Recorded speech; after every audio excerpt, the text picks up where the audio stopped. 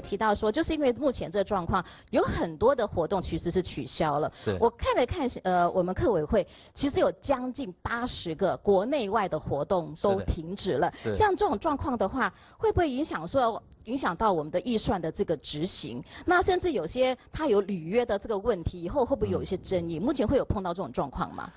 我们看状况哈，就是说，比如说像桐花季哈，那么现在这个费用还没发生嘛，是啊，所以这个停掉那个就现在预算哈，将来还是可以啊，疫情比较缓和之后呢，想要办相关的类似的艺文活动或者是相关的活动啊，还是可以运用在这笔预算的哈。对，因为我看有些是延期，有些是停止，因为这2种方式，停止就是不办的意思。停止就是不办，那对，所以影响到这个履约的问题呢？不办的话，就是说有可能，比如说我们有一场音乐剧哈，叫《蓝彩霞的春天》，在戏曲中心要演出，票其实卖的还不错啊，卖票的哈。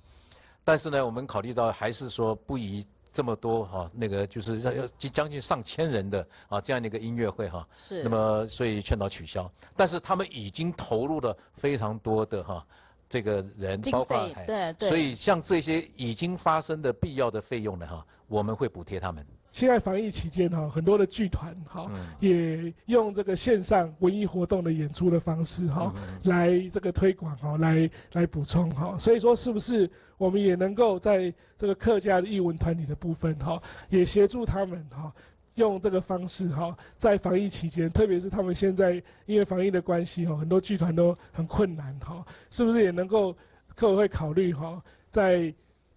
这个同时推广这个客家客语的文化哈，在生活环境当中，也让这些文艺团体有一个传习的这个部分哦。那个主委，你是不是考虑一下？